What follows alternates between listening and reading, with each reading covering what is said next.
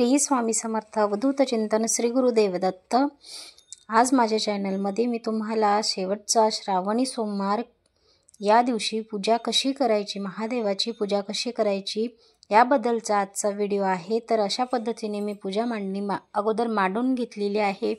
इथं आग्नेय कोणात दिवा प्रज्वलित करायचा आहे। महादेवाच्या अभिषेकासाठी पात्र डमरू रुद्र यंत्र आहे माझ्याकडे, ते मी पूजेत मांडलेलं आहे। त्यानंतर आरतीसाठी घंटी, नाद, इथे काही पूजेचं साहित्य आहे, मी ते पूजेबरोबर तुम्हाला दाखवणारच आहे। तर अगोदर आपण दिवा प्रज्वलित करून घेऊया। दिवा प्रज्वलित झाल्याच्या नंतर आपण दिव्याची हळदी कुंकू वाहून पूजा करणार आहोत। अग्नीच्या साक्षीने आपल्याला पूजा करायची असते। त्यानंतर ही शिवपिंडी आपल्याला अभिषेक पात्रात घ्यायची आहे। आजच्या दिवशी एक उपाय तुम्हाला सांगणार आहे मी, तो उपाय केल्याने आपली सर्व पापापासून मुक्तता होते। तर सर्वप्रथम जल अभिषेक आपण करणार आहोत।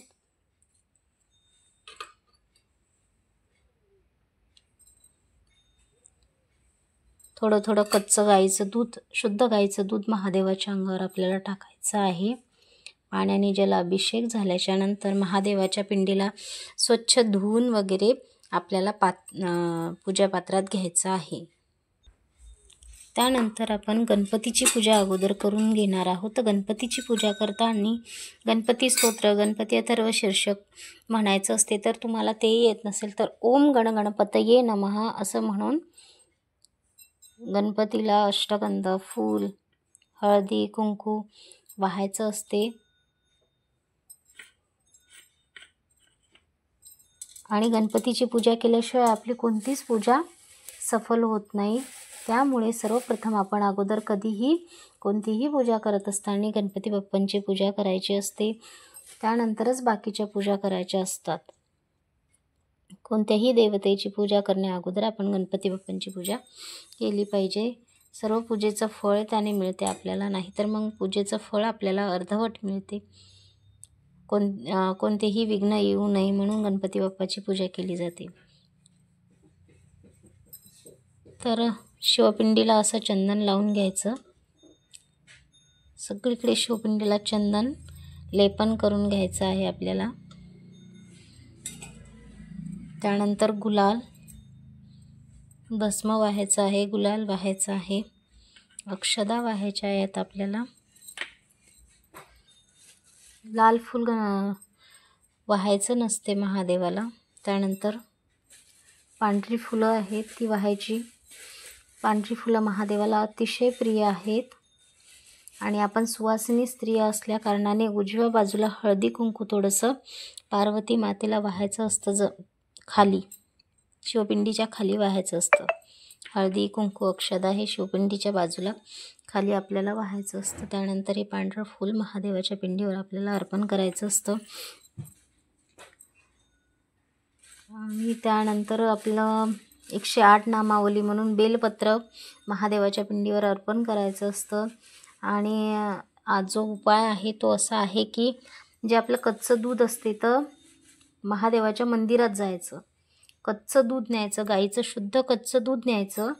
त्या कच्च्या दुधामध्ये आपल्याला 1 चमचा मध टाकायचं आणि ते आपल्याला महादेवाच्या पिंडीवर वाहायचं असते। तर त्याने जे काही आपण या जन्मामध्ये आपल्याच्यानं जे एका वर्षामध्ये सर्व काही पाप झाले असतील, काही पापाचे भागीदार आपण असाल, अजाणतेने आपल्याच्यानं कोणाच्या जर किडा मुंगी वगैरे जर त्यांचे जर दोष लागलेले असतात, कारण आपल्या पायाने कधी एखादी किडा मुंगी वगैरे काही जर मरण पावलं असेल तर तो पण आपल्याला दोष लागत असतो।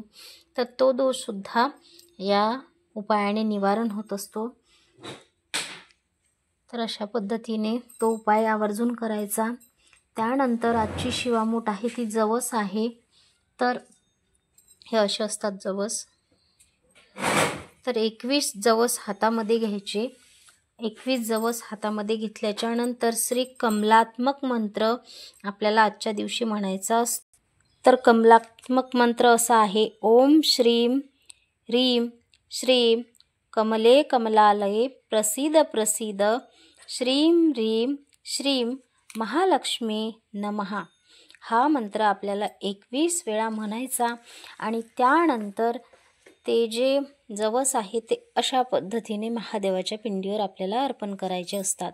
शिवामूठ आपण अशी अर्पण करतो आणि जे जवसाचा आपण जो उपाय केलेला आहे ते आपल्याला असे अर्पण करायचे असतात।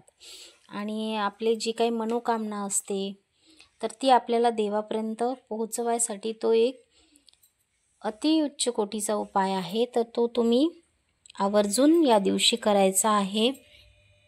न विसरता तुम्ही हा उपाय या दिवशी नक्कीच करून पहा आणि अनुभूती घ्या।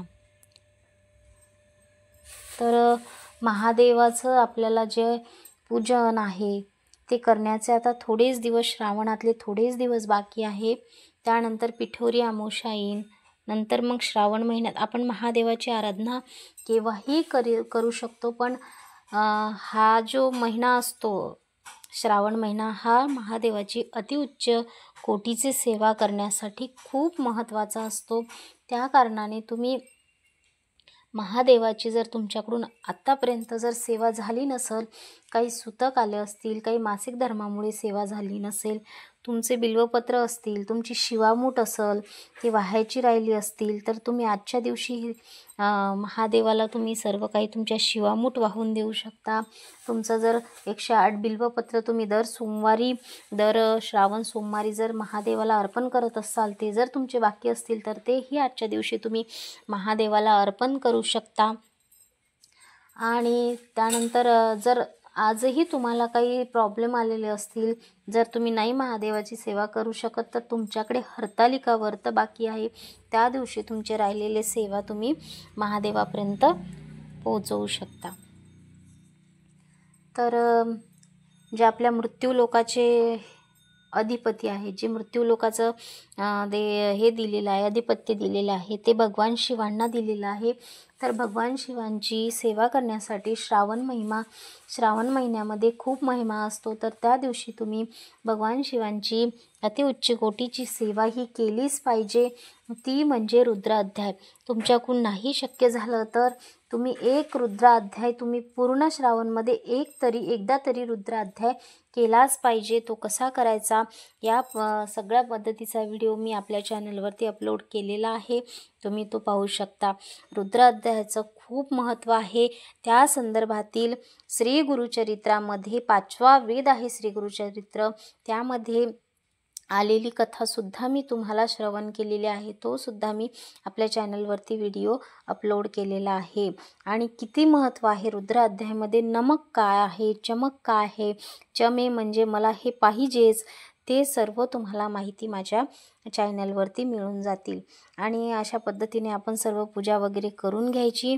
त्यानंतर शिवामूठ वाहायची आणि शिवामूठ वाहताना कोणता मंत्र म्हणायचा त्याचा सुद्धा मी व्हिडिओ आपल्या चॅनलमध्ये अपलोड केलेला आहे। तर तुम्ही नंतर एक उपाय तुम्ही नक्की करा, यामधलं जे एक बिल्वपत्र आहे ते तुम्ही घ्यायचं, ते व्यवस्थित सुकवायचं आणि त्याला आपल्या तिजोरीत किंवा पाकिटात वर्षभराकरिता ठेवून द्यायचं। याने काय होते, याने आपल्यावर अनाधमतेने जर एखादं संकट येणार असेल, तर संकट कोणतंही असू शकतं, आर्थिक अडचणीचं सुद्धा संकट असू शकतं, एखाद्या अपघाताचं सुद्धा संकट असू शकतं, तर ते आपल्यापर्यंत पोहोचणार नाही, ते